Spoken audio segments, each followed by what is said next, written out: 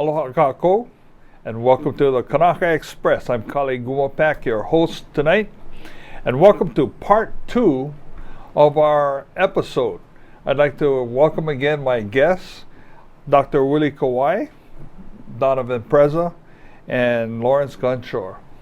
And this is a continuation of our last episode that we had, and we're going to be talking more about the issues of land, and we're also going to be talking about what happened a couple weeks ago at the Office of Hawaiian Affairs with Dr. Kamana'o Pono Crab. And if you haven't heard what happened, well, you're going to hear it tonight. And if you have heard it, well, you're going to be hearing it from the experts. Donovan, let's get right into the land issues. And we kind of laid the foundation about historically and so forth, but in your research, you have the background on land and so forth, but during the overthrow or after the overthrow, there was some major impact that the overthrow had on the land and what it has done to people today. Maybe you can kind of give us a brief background. Yeah, let me start in the Kingdom era with some historical context for some of the land. I think one of the misnomers about the Mahele was that I think people identify the Mahele as the place where foreigners got the majority of their land. And what they don't realize is majority of those purchases came later. An example of this is with just the sugar industry in general. A lot of times we extend the significance of the sugar industry in Hawaii back to the 1840s, back to that era, because those were the guys, it was the missionary sons who overthrew in 1893, and it was the missionaries who came in 1820, and those guys gave us their Protestant work ethic and their values, and they were pushing notions of private property. And that's how that story goes. But the Mahele did not benefit sugar in the way that people think. Sugar as an industry in Hawaii was not as large as an industry. I'm not saying there weren't sugar plantations, but the dominant economy in Hawaii until the 1870s was whaling. More specifically cattle, and cattle products being provided to the whaling ships. So the majority of the large purchases between the 1840s and 1870s from the Mahele, or from Hawaii's transition to private property, are actually to cattle ranches and not necessarily to sugar plantations.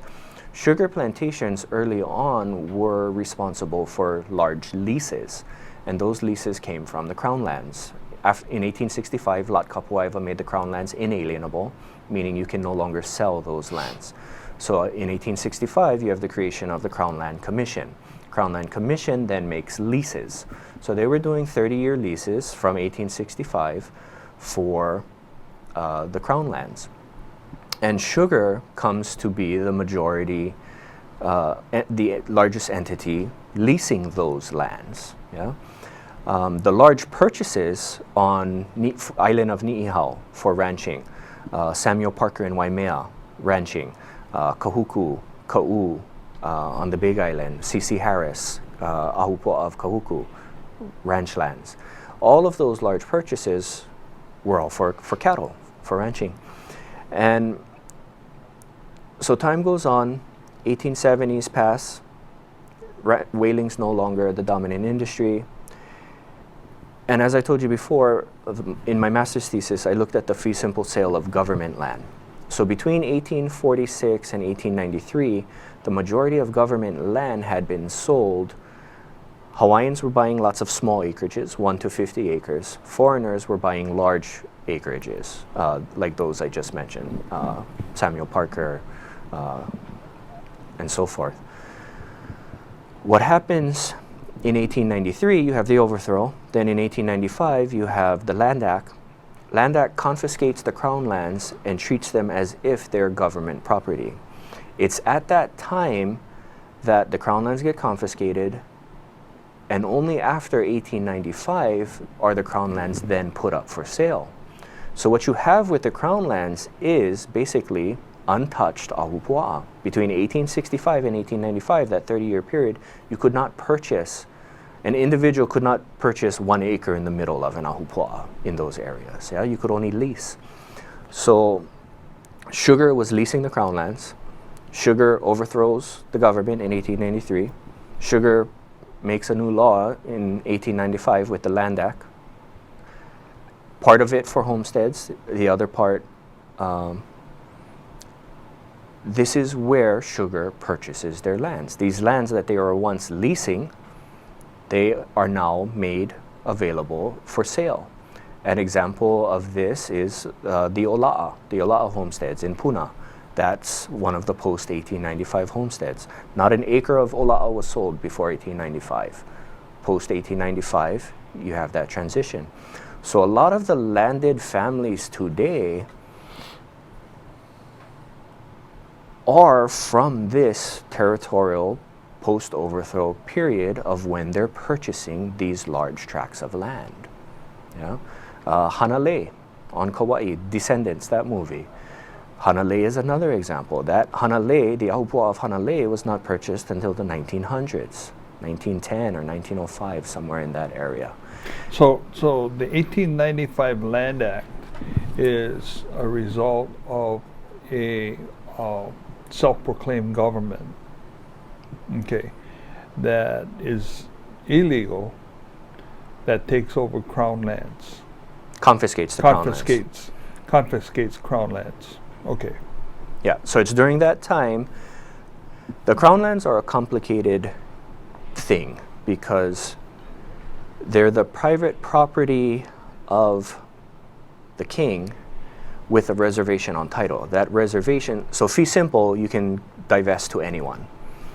There's a concept called fee tail. Fee tail means there's a specific inheritance. In the British system, it's to the eldest son. Yeah, so if you were the eldest son, you would have, and that tail is an inheritance to a specific person. It's not broad in general to anyone, it's to a specific person. In the Hawaiian Kingdom, you had a reservation on title that was inherited by the office of the crown. Yeah? So this is how it skips families. This is how it goes from Lat Kapuaiva to Lunalilo, from Lunalilo to Kalakaua, from Kalakaua to Lili'u. Yeah? That's how it skips generations, is because it follows the office of the crown.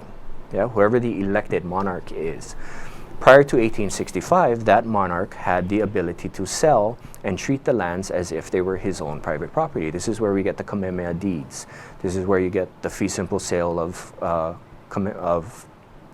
the crown lands before 1865.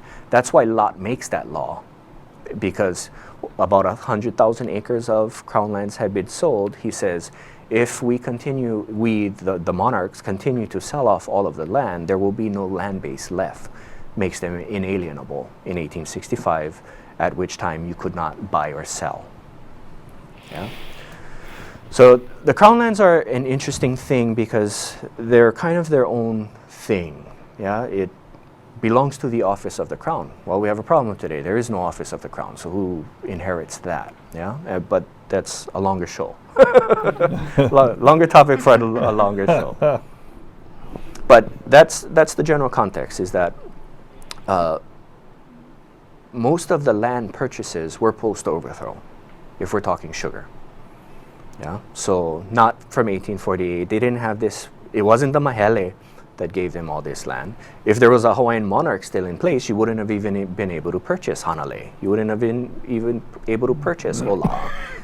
It was only with the overthrow of government and the creation of new law. And with that boom in sugar, you also need a labor source, right? And that's also where you see the largest waves of migration, illegal migration, immigration coming into Hawaii, right? From 1895 to 1905, within that 10-year span, right, where you have the establishment of the Republic, and then in 1900 you have the establishment of the territorial government. Almost 125,000 laborers are brought in, and that's that's completely overwhelming the national population that's in Hawaii at the time, right? And these are, for the most part, they're Japanese migrants, right? It's 125,000 Japanese migrants that are brought in within this 10-year span. So with this rise in sugar, right, that is a consequence of the overthrow, you also have a rise in illegal immigration, if you will, during this time as well, right? And again, upsetting the national population. That's a consequence of the overthrow as well too. But that's how you can start to see how these ideas of citizenship are tying into, right, this. And you know, just to stick this in, these are all war crimes that are being committed way back then. You know, and people don't know that because it's upsetting the whole population of a sovereign, independent country. Yeah, I mean, one of the reasons why you have the establishment of citizenship laws in the first place, with the beginning of the constitutional era, is to control or regulate foreign migration into Hawaii, right? Where those that are wanting to become naturalized Hawaiian subjects, regardless of race, regardless of ethnicity, regardless of origin, right? They could apply, naturalize, become a Hawaiian subject, right? And those laws are consistent all the way up until 1887. When you have the Bayonet Constitution being imposed, race becomes a criteria to acquire Hawaiian citizenship. With the overthrow of the Hawaiian government in 1893, that criteria of race continues, but migration laws change, right? Now the Republic of Hawaii is encouraging white Americans to come to Hawaii, and they're being offered homestead lots. The other side of that is white sugar planters are now bringing in, large numbers of laborers, right, to work within the plantations. Well, yeah, definitely. When you start looking at the international legal implications of all of this, you can definitely start to point out that these could qualify as war crimes, right, on the part of the United States, and in allowing so much mass population into an occupied country, right? And if you look at who comprises kind of the upper majority or the upper social economic level in Hawaii today, it's a lot of those peoples that came after the overthrow. You know what I mean? That's where a lot of power or a lot of money is centralized today. Wow.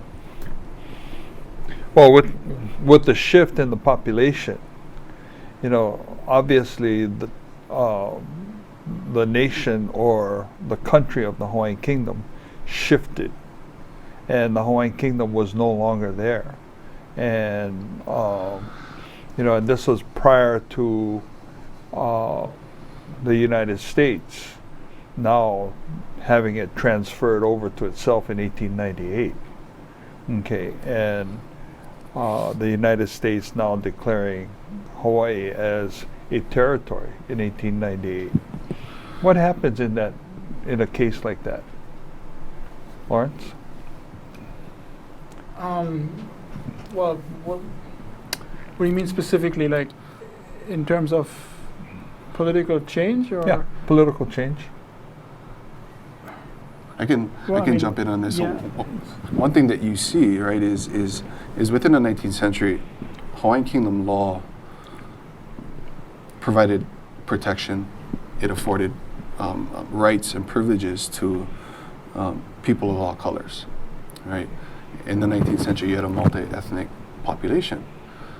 Once the territorial government gets implanted into Hawaii, you don't necessarily see the same types of political rights, privileges, protections being afforded to people of all colors, right? Now there's certain restrictions being placed on the Asian population, right? Now there's certain restrictions being placed on, the non-white majority of the time. And with that being said, you also there's also privileges being granted to the white minority, right? During the territorial government, right, the President of the United States is appointing the governor. The President of the United States is also appointing the judiciary, right? The white president in the United States is appointing a white governor. He's also appointing a white judiciary.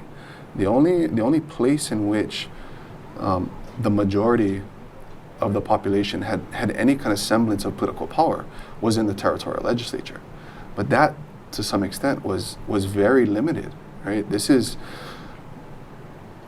during the territorial era, you have a system of white supremacy being imposed, being implanted, right? That is allowing a white minority to experience political power that they've never experienced in the 19th century. Right? Like I had mentioned earlier, Hawaiian Kingdom law served as somewhat of an umbrella for all people of color. Once that umbrella is taken away with the Bannett Constitution, with the overthrow, with the illegal annexation in 1898, with the establishment of the territorial government in 1900, you start to see this swing or this shift in power take place, right? Where now the minority is being allowed to govern the majority, right? And with that, you have a shift in allegiance. Yeah. One of the powerful things coming out of Willie's PhD for me was, before I had a word for it, everything I read pointed to this idea that regardless of color, the people in the Hawaiian Kingdom were of this place, for Hawaii, for the betterment of Hawaii, for lack of a better word to explain it in other ways, regardless of your skin color. You lived here, you were for this place, you had allegiance to this place. Yeah? And that paradigm shifts after 1887. It's no longer, the question is no longer, are you for this place? The question is now, are you for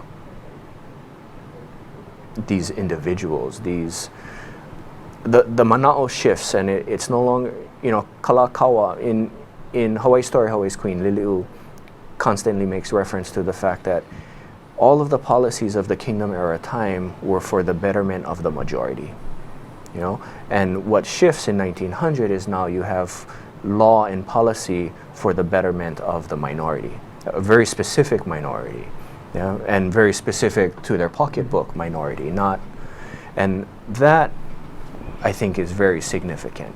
Yeah, like those kinds of principles, those kinds of ideas. I don't mean to overgeneralize the kingdom era because it's not perfect by any means, but if I had to say which era, the Hawaiian Kingdom era or the territorial era, embodied this principle of for the betterment of the majority, it's the kingdom. Yeah, not the territory. Territory, you start to see self-interest.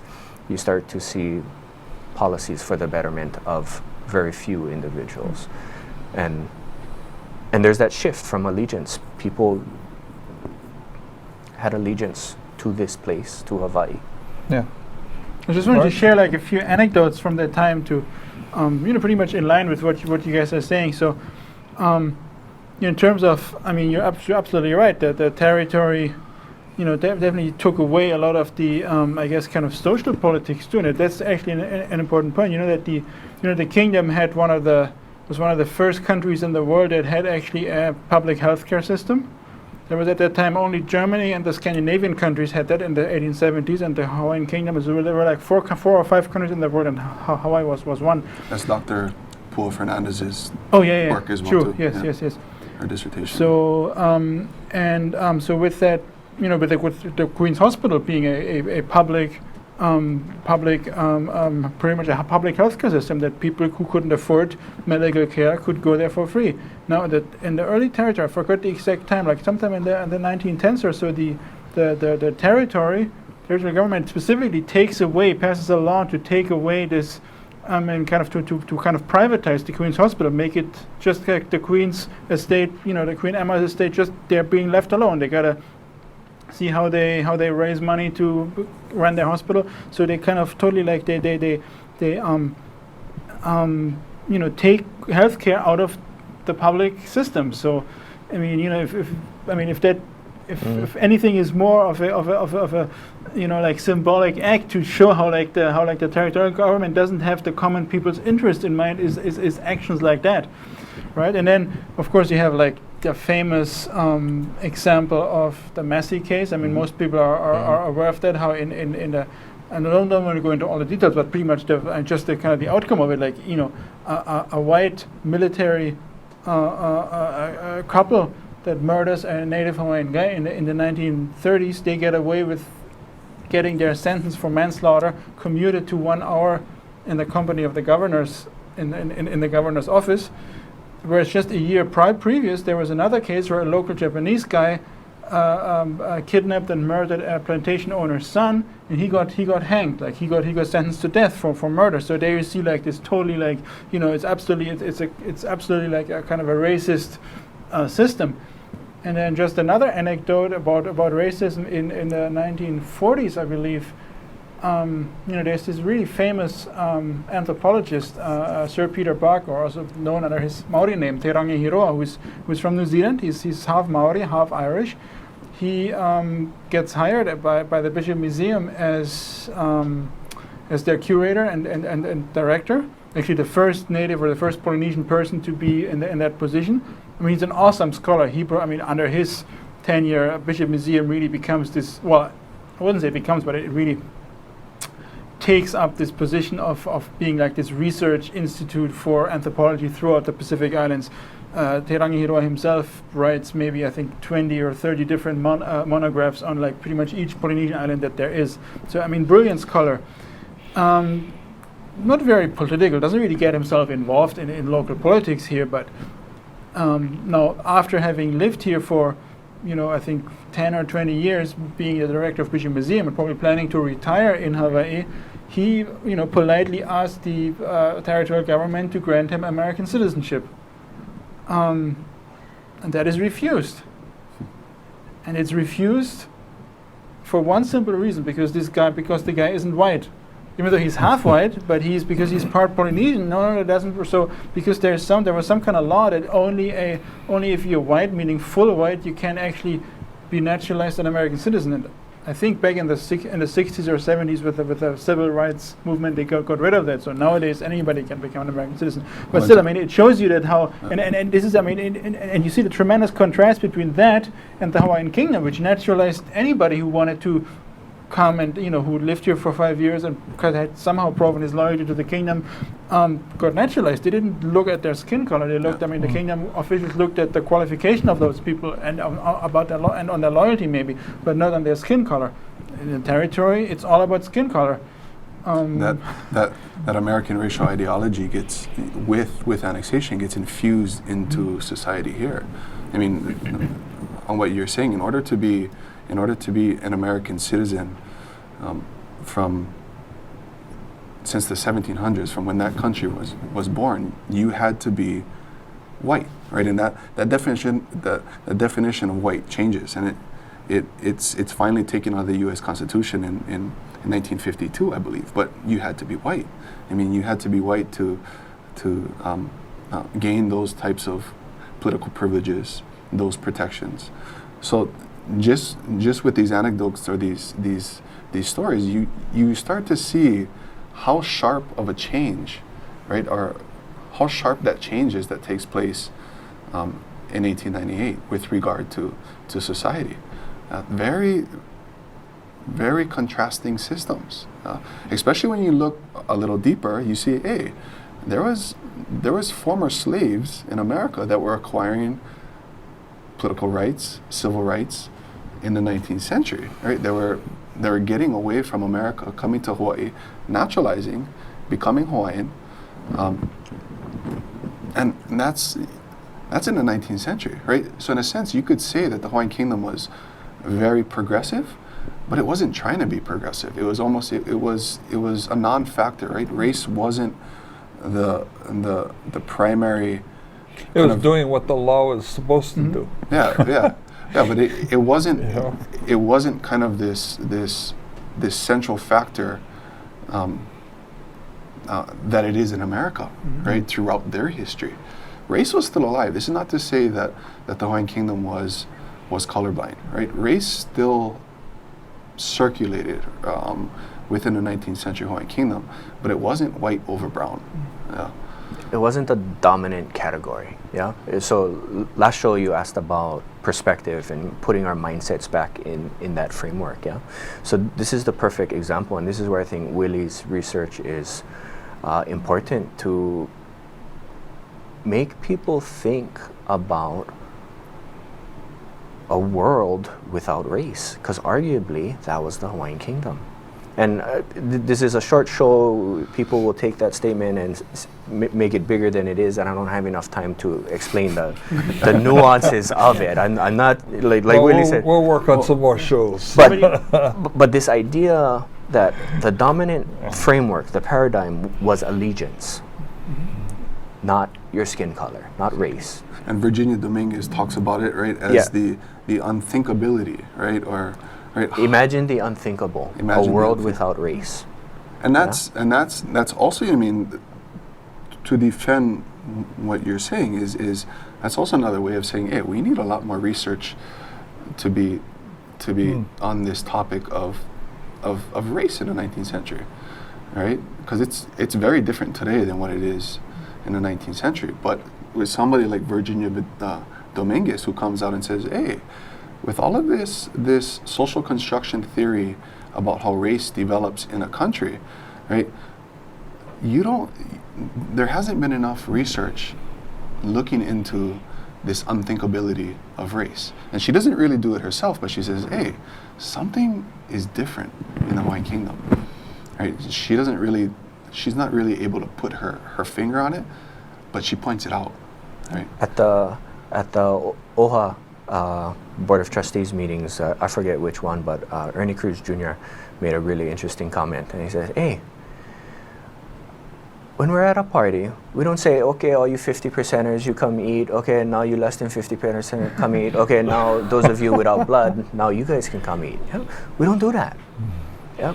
But here we are stuck defending the ideology of race and Hawaiian entitlement programs because we're operating in this lens and in this system of U.S. constitutional law, and we don't want to be attacked by 14th Amendment, equal rights, and all of these things. So here we are stuck in 2014 defending a racial ideology that was imposed on us in 1887 with the Bayonet Constitution, which in my opinion wasn't the mindset or the principles of our ancestors. Race didn't matter. It didn't matter that you had blood. It mattered, did you care about this place or not? Were you for this place or not?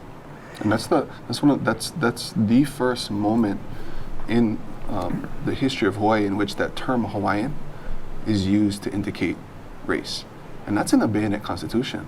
And for the most part, we're using that same terminology or that same definition and meaning of Hawaiian today, right? Which has its roots in a illegal system, right? That was born out of revolution in 1887.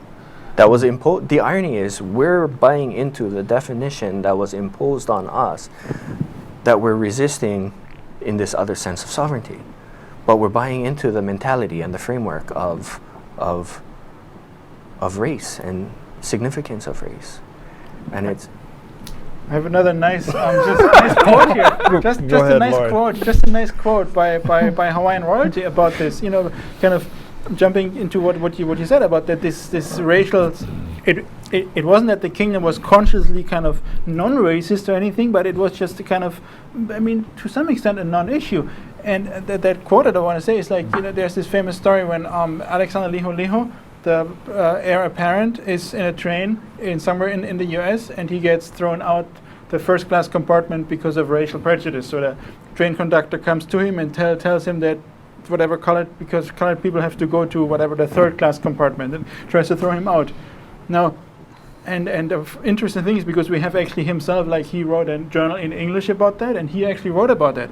So I mean, his comments about this are so interesting. You know, he says, I might get some of the words wrong, but kind of to paraphrase, he says, so this guy, this train conductor came and tried to throw me out, and he said, okay, only because my skin color was slightly darker than his. Confounded fool! Exclamation mark.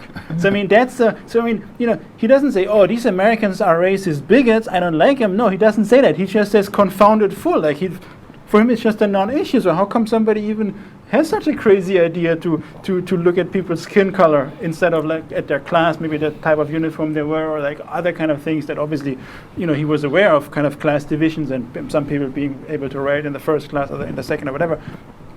But that whole racial thing, it just didn't connect to him at all. He was just saying "confounded fool." I think that's a really profound quote. You know, to try to look into those kind of mindsets at the time that were different. And race becomes an issue for the majority of the population in the 1890s, right? This looming prospect of annexation to Hawaii. Is getting the national population within the Hawaiian Kingdom. They're concerned, right? The Aboriginal population comes out, and this is in the newspapers. They're saying, you know, what I mean, there's they're suspicious that in the event of annexation, they'll be treated like the American Negro, right, or the American Indian, right? And so they're almost forecasting, right, their future. Right? That in the event of annexation, they'll be treated in social or political matters like people of color in the United States. And so this becomes very much kind of a main reason why you have such a staunch opposition to annexation. Right? And it's not just coming from the Aboriginal population. It's also coming from Chinese. Chinese are saying no to annexation because the United States has a very poor history with treating Chinese, right? You have things like the Chinese Exclusion Act passed in 1882 that bars Chinese from coming to the United States. And also Japanese. Yeah, you know, yeah. You know, not only Chinese, but a huge history about being racist against the Japanese. No, absolutely. They had a whole policy of racism, and even after the early 1900s of having indoctrination and educational programs within the schools of how to un-Japanese the Japanese. Yeah. Oh, yeah. Definitely. Yeah. Yeah. I mean, so again, right? Race becomes kind of this glaring way in which you can see how things change with U.S. imposition, right? With the illegal annexation of the Hawaiian Kingdom. Well, in addition to that, with the executive agreements that was signed between Queen Liliuokalani and President Cleveland, there was also, throughout the Americas, in the newspapers, it was like the CNN that really publicized verbatim, the executive agreements. So the general population throughout America was also against the annexation of the Hawaiian Kingdom. And so when the attempts came to annex, Hawaii, the population of America was also against the annexation because they knew what happened. And that's also interesting because, people here in Hawaii need to know that was one of the major reasons why the failed attempt on the Treaty of Annexation when it came time in 1897. and the attempt for, McKinley to annex Hawaii, as well as a Ku'e petition, in addition to the Ku'e petition, and Queen Liliuokalani in her testimony in the failed attempt. Because a Ku'e petition, it included, everybody. It was the Hawaiian nationals that signed it, and non-Hawaiian nationals, and the 35, the 22,000 on the Ku'e petition, plus the other almost 15,000 on the Hui Kalei Aina petition that went to Washington, D.C., which was phenomenal. Plus resident aliens. That's right. Were signing that were signing petition it as well. And this goes with what you guys are saying, and again, it's that failed attempt, and people need to understand and connect what it means on the Treaty of Annexation and how important it is, and the role that it's playing for us today.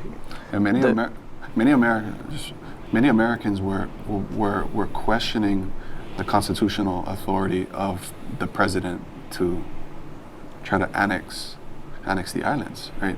That's where you see kind of most of the American populace chiming in on the subject. But you also had the Southern Democrats, right, who were white and who wanted to preserve America for white people, right? And so a reason to not annex Hawaii for them was because doing so would immediately Americanize the hordes of Asians, right? I'm quoting, the hordes of Asians, the ignorant Portuguese, and the natives and the half-castes, right? So you had a majority of the United States that were kind of hanging on to this U.S. racial ideology to not want, right, to not want annexation, right? But for the most part, right, the overwhelming population of the United States protested the annexation of Hawaii. Yeah, and the reason why we're talking about this leads us into Office of Foreign Affairs and what Kamana'o Pono Crab did in the letter that he submitted to John Kerry, and asking John Kerry to address, the 4 questions that was asked as to whether or not, the sovereignty of the Hawaiian Kingdom continues to exist.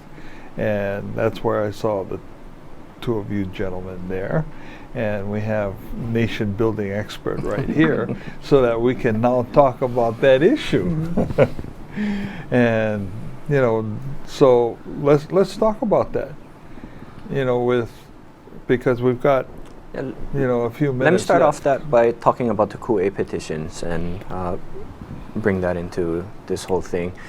The Ku'e petitions are interesting in the context of when you see their names and then you see Hawaiian, Portuguese, or something written next to that, that's their nationality.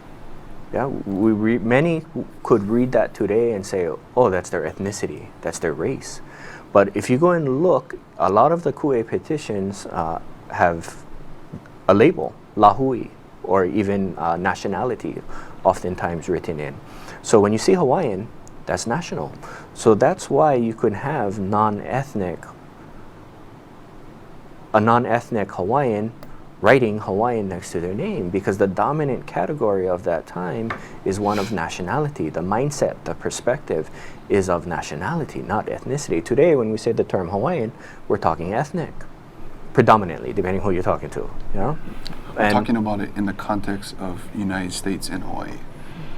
The term Hawaiian. Yeah, today. the term Hawaiian today, we're talking ethnic. So the Ku'e petitions are interesting for me in that sense. Or you even go and look at the censuses. Go look at Thrum's annual and go look at the censuses. It's not until 1900 that you see race as a category. It's the post-1900 censuses, the post-overthrow censuses, that category is introduced. Prior to that, it's an expression of nationality. Yeah? And so again, this framework, this putting yourself in the context of that time rather than bringing your definitions of today and imposing those on a time period when those definitions might not fit. Yeah, and this is where I find what Kana'i'olowolu is doing very disingenuous with the Ku'e petitions, when they're talking about, oh, your ancestors, signed this roll. It's the same thing as signing the Ku'e, what our ancestors did signing the Ku'e. No, it's not. The Ku'e petitions were against annexation to the United States. Kana'i'olowolu is for nation within a nation to attach us to the United States. The context is totally different. For me, it's disingenuous to manipulate our history and present our history in that way out of context. I don't think that's pono, and that's one of the reasons why I was there at supporting Kamana'o Pono's letter and those things, because we have to start. For me, that was the first time a Hawaiian leader did what was pono. No. In his capacity as a state official. In his capacity as in any capacity. What Hawaiian leader has gotten thousands of people or hundreds of people to come and support them? I mean, very, very few. This was the first opportunity that I saw that someone did what was right and people supported him for doing the right thing, regardless of position, regardless of whether you're for independence or it wasn't. For me, it wasn't about the position. It was he did the right thing. Somebody put his neck out on the line for doing the right thing. I'm going to go back that guy up. And I think that's what you saw was people supporting someone who did the right thing. And of course, people mobilize and use it to further different political agendas after the fact. But initially, I think the reaction was to, when we started the petition on the petition site, the majority of the comments are, thank you for doing the right thing. Thank you for submitting the letter. They're not supporting Kamana'o Pono, the person. They're supporting the CEO in that capacity for writing the letter and doing the right thing. Yeah. And that was huge. I think what was really kind of revealing for me in this month of May, this last month of May, was how educated the Hawaiian community has become about these current issues, but really about how history, right? This history of the Hawaiian Kingdom is important today. When you start to listen to the different conversations or the discussions, the dialogue that took place in this month of May, there's a very kind of sharp message, right? Very consistent and clear message shining through, right? And you can see that in the terminology. The term occupation is being used in every single one of these dialogues, right? They're referencing back to the significance of 1843, of the Hawaiian Kingdom becoming or achieving its independence in 1843. People, you can tell, have become educated, right? And not just in the sense of those that are going to the university, right? But just within the social media or the network or the blogs, right? The discussions that are taking place online, that's where a lot of the education is happening, right? And you've seen it come out in a lot of these discussions, right? In the Kamana'o Pono petition, right? Everybody's talking about illegal occupation. And I think more importantly, using it in the proper context, because 7 years ago, you go to Laho'iho'i'ea, you see all the signs change. It's no longer decolonize Hawaii, it's deoccupy Hawaii, but using the word, but using the concept of decolonization. Today, occupation and the concept of deoccupation and all of the language that goes with that, the executive agreements and continuity of a state and all of these kinds of things are like, I did not have a Facebook account until this month of May. And it was to get a pulse for these conversations that were happening, because I did not realize how expansive. I knew there were independent-minded people out there. I just didn't realize how much and where. And that was the crazy thing about this event, this month of May, is that you got to see all the different cast of characters from all the different pockets of Hawaiian society who don't normally. You have, I would put money, you cannot find another event that got a similar cast of characters from the diverse ranges of Hawaiian society, and they woke a sleeping giant. I can measure that by looking at the reaction of my own family. My brother Ronnie, who is a Paniolo all his life, you know what I mean. Never went to college to learn any of this, and he's been following it. And he calls me and tells me, "You don't need a PhD to understand what's taking place. This is all common sense. You know, and this is common sense."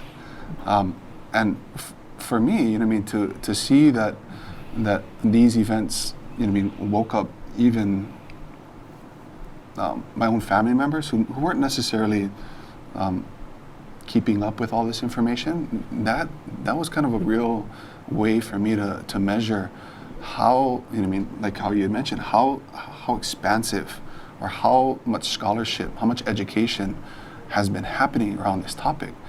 And I think what it did was it caught OHA off guard. The Office of Hawaiian Affairs didn't realize how educated the Hawaiian community has become within the last 15 years. A lot more than the trustees. and a lot of it, you know what I mean, is this legal language, right? And so in a way there's kind of a new renaissance happening. It's like a legal renaissance, right? In the 1970s, there was a cultural political renaissance. Today, you know what I mean, there's a legal renaissance happening in which there's a lot of people that you could stop on the street today and they could tell you about Hawaii being illegally occupied. They can tell you about a joint resolution not having the authority to annex a foreign country. You know what I mean? And to a certain extent, this is common sense. You know what I mean? This is law school 101, right? But very impactful, right? That month of May was very impactful. I have a similar story where one of my classmates, one of my good friends, called me out of the blue and started talking, and we had a 45-minute conversation about this stuff. And we had never talked politics. I don't want to be that guy who's always preaching or imposing on your friends. Yeah, so I don't talk to them unless they ask me a question or something. But he said, "Wow, I kind of feel like there's a line being drawn in the sand, and I gotta choose." And I started cracking up. I started bust laughing. I said, "Hey, don't take it that far yet, but you know, hey, get educated. You know, like, Don't draw the line just yet. yeah, there's no need to draw lines. But until- hurry up." But you know, he's like, "Yeah, I just feel like I have to support you." It's like, you know, it's like, "Oh, right on, thank you." You know, Even with regard to non-Kanaka, right, that were signing on to that petition, that's very interesting as well too, right, to see this support from non-Kanaka in Hawaii, Yeah. but also globally, right, throughout the world, and that they're also paying attention to this information. And I mean, and again, this is a testament to social media that's out there, and just how much this information is being blasted, not just in the islands, but throughout the world. Powerful. Yeah. Lawrence, haven't heard from you for a while, so you have a couple minutes to add your manao to this. Well, I mean, I don't want to get myself involved in the politics of OHA, but it's probably not my place to do. But I definitely see like a lot of interesting things happening throughout the Pacific region right now, and some of them actually I think do connect to Hawaii. I mean, maybe most of them do, but some of them may be more immediate than others. So you know, I'm going to Fiji next couple of days, and there's pretty much two new regional organizations that have been formed in the last 2 years, and both of them I think are pretty interesting, and how I should take a look at them. One is the Pacific Island Development Forum that was recently formed, which is like the first time a Pacific Island organization that is not more or less bankrolled and also kind of dominated by Australia and New Zealand, like most of these regional organizations have been before. So that is really interesting. I think that's the government of Fiji that's behind it. The second organization that is very actually links back to what we were talking about is the Polynesian Leaders Group. There was an organization that was just formed 3 years ago by the Prime Minister of Samoa, and it's an attempt to federate like all the different Polynesian entities, whether they are currently independent states or whether they're dependent territories or any other categories. Now, what's interesting, and most people probably don't know this, is that Kamana Opono went, as the CEO of OHA, went to that meeting last year in August, to that Polynesian leadership meeting. So again, I mean, I don't know Kamana Opono personally. I don't know what he did there. I haven't heard from other people telling me what happened there, but there's obviously like some people in Hawaii already have a foot in the door in that movement. So that's maybe something to explore. Now getting back to Fiji in terms of nation building, I think the current issues happening in Fiji are really interesting to watch. I think for you know, with all this nation building, all these kind of debates about nation building, about race, about nationality. I think there's a lot that this can be connected to the current situation in Fiji, and I think people here might learn from it. You know, Fiji went through a long period of British colonial rule, and then it went through a lot of turmoil after independence. There were several military coups, and it all had to do with this kind of racial situation, because the British created a system in Fiji that would divide people by race. There were like native Fijians, there were Indians, like Indian plantation laborers that the British brought in for the sugar plantations, kind of similar to here, and then Europeans, like the British colonial masters, pretty much. So these were like three, and then they created all kind of subcategories like half castes and like Chinese and half Fijians, and whatever. They kind of divided the whole society by race, and the British created this system that had people actually vote according to race. So they were like the national parliament had like so and so many seats for native Fijians, so and so many seats for Indians, so and so many for Europeans. So it was all like racially categorized, and it didn't work. It created all kind of trouble. It created like, you know, racist movements, hate, you know, hate groups, people burning down each other's villages, like all kind of horrible things happened there.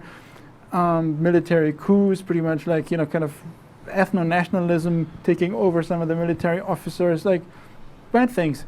And now the current government of Fiji is trying to, for the first time, get rid of this, and they're trying to implement a new vision of society there that is really based on Fijian nationality, meaning like citizenship for everybody who is a Fijian citizen. So they have a new constitution, and they're going to have the first elections in September this year, and for the first time they will all vote without these racial categories, and it's just about Fijian nationality. And at the same time, they are also very cautious about not letting the land base get away from the native Fijian people. So they have, I mean, they are aware of kind of this idea of indigenous rights or Aboriginal rights. So in the new constitution, at the same time, while it liberalizes the political participation for everybody, it also protects native land rights in Fiji. So so it's not about making everybody just equal, and therefore also, you know, if you want to sell your land, you sell your land and it's lost. No, it's trying to kind of create a useful mix of I guess a modern nation state that's based on nationality and not on race, while at the same time also taking care of these indigenous or Aboriginal rights. And that's a really exciting thing to watch. I mean, I only wish for the Fijians that they get this together and that it actually works for them better than these previous systems that didn't work. But again, I think it's something that, like, people in Hawaii, all these things being debated right now about nation building is something really to look at and maybe take some lessons from. Okay, all right, thank you. Well, I'd like to thank the three of you for joining me, you know, tonight, and I look forward to having you guys on Kanaka Express again. This is pretty good, and like you said, Donovan, it's going to take more shows. Willie, thanks. Donovan, Lawrence. Oh, no, thank you. You know, mahalo to the three of them who are here tonight, because it's you guys that are educating the people up at Manoa. And, you know, like you said, it's interesting that we can walk out on the streets and be able to talk to people about, you know, Treaty of Annexation and so forth, and they know about this stuff. It's because of the work that and the research that you have done, and those like Dr. Kianosai, Kamanau Beamer, and so forth, and your colleagues that you're working with at UH that has been able to make this possible, because up until, you know, you guys have come along, we didn't know this stuff. And I certainly didn't learn this at Kamehameha School.